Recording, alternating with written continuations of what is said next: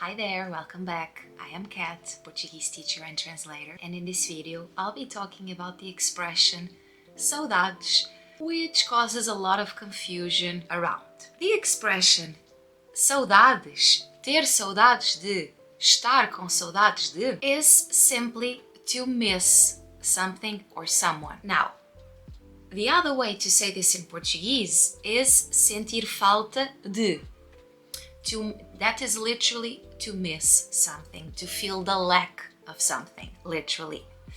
But the most common way to say to miss, is ter saudades de, okay? This is the most common expression. So, unlike what is told in many places, it is not something so deep that is only used for deeply emotional nostalgia, that goes for deep things, that goes for people, and doesn't go for common situations. That is not true. Ter saudades is both used for the most deep, abstract, philosophical things and the most common, boring, mundane things. Okay? Ter saudades is simply to miss something or someone. It's just to miss. Take for instance, tenho saudades de ser criança e de me sentir livre. Tenho saudades de ver o pôr do sol na Grécia. Tenho saudades de ouvir guitarra portuguesa. Tenho saudades de ouvir português. And more mundane, common situations. Tenho saudades de comer sushi. Tenho saudades de comer sardinhas. Tenho saudades dos meus ténis da Nike. Tenho saudades de usar sandálias no verão. You see where I'm going? It's just simply to miss. It does not mean to long for. To long for in Portuguese, it is ansiar por. Ansiar por is the exact translation to long for, of longing for. But it is actually not the most common way to say to long for, even though it is the official translation.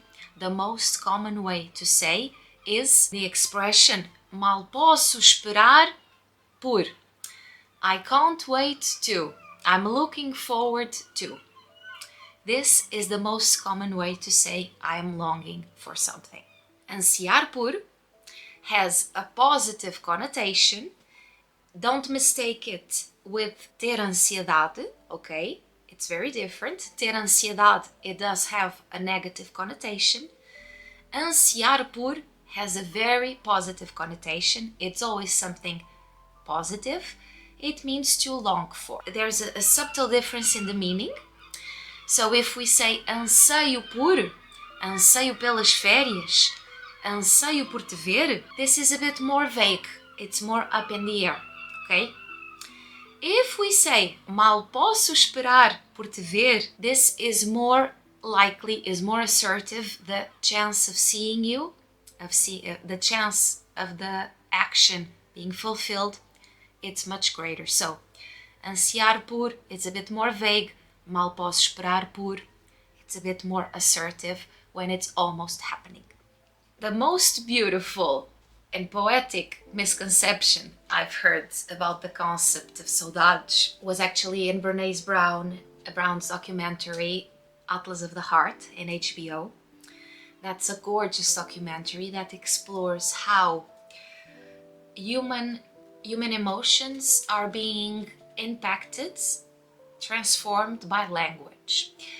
And there was this episode on emotional concepts, on more particular emotional concepts that language can't really tackle with precision. And someone in the audience goes, there's this beautiful concept expression in Portuguese for the feeling of missing something, or the nostalgia of missing something or someone that we know for sure we will never experience again. That for something that we'll never ever have again. This is really beautiful, and it is necessary to come up with a word for this for sure. But unfortunately, this is wrong. Saudades does not mean something that we won't ever have again. It's simply to miss. Okay? I hope this was helpful, and I would love to hear from you what was the funniest and most poetic misconception you've heard of saudades.